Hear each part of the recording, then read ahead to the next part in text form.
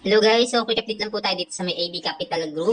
No, so pang 3 days na nga po nito today and then ay pang 2 days pa lang pala nito today kasi nag-launch to nung December 2 tapos nag-invest tayo kahapon. Then ngayon may i-withdraw na tayo kasi nag-buy tayo ng product dito guys, no? Which is itong nasa welfare na 320 tapos 160 pesos yan per day. Eh minimum withdrawal lang dito is 100 pesos. So, naka-withdraw tayo ng 160. Lahat kasi ng nasa welfare product is daily yung kitaan. Lahat naman ng nasa stable product, guys, is naka-lock-in po yan, no? So, ito yung withdraw natin dyan, guys. Withdraw. Tapos, dito yan sa likod, may record dyan. Withdraw record. Ayun, guys, so 9:30 hanggang 6 PM po yung withdrawal.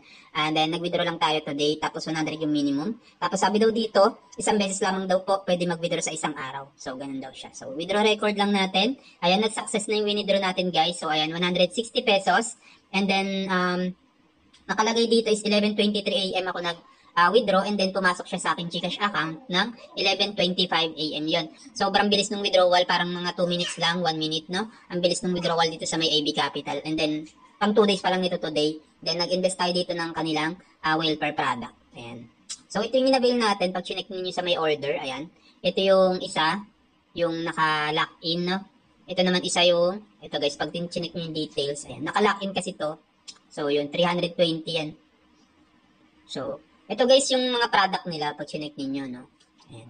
So, sa stable, lahat yan naka-lock in, guys, no? So, pag-isipan nyo mabuti kung mag-invest kayo dito, ha? Pero, makakabawi naman kayo agad dito pag nag-avail kayo ng welfare nila. Kasi, sa 320, 5 days yan, kikita yan ng 160 per day. So, 800 yung total revenue niyan. Kung ang ginawa ko dito, guys, nag-avail muna ako ng 320, plus nag-avail pa ako ng 320. So, 640 lang yon.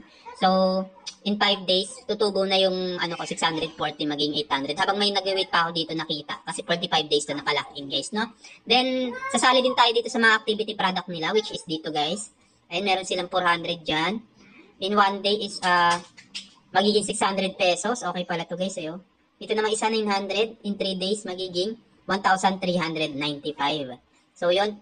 Siguro i-try ko to by tomorrow, no? Wait ko lang din ulit yung aking 160 pesos dito para i-avail tong 400 nila na para makabawi agad tayo dito sa may AB Capital Group application. So, yun. Sa mga magta-try nito, no, ilalagay ko na lang po yung link dito sa may pinned comment. Para naman makapag-recharge dito, guys, madali lang naman. Mabilis lang naman. Pwede nyo panoorin yung first video ko regarding dito. Or, ito guys, yung recharge. Ayan, pipili lang kayo ng amount dyan. Then, mararoute naman kayo agad sa may pagbabayaran yan. And then, 200 yung minimum na withdrawal, no? So, yun guys. So, disclaimer lang po na hindi ko po kayo pinag-invest. Pinapakita ko lang na until now is paying pa rin tong AB Capital. And then, pang 2 days pa lang nito, pwede tayong humabol dito and then possible mag long term to kasi nga naka-lock in yung product nila. Sa mga sasabay, lagi ko lang po pinapaalala, always think twice, do your own research. And then yung extra pera nyo lang po yung gamitin nyo sa pag-invest. Yun lang guys and maraming salamat. God bless, bye-bye.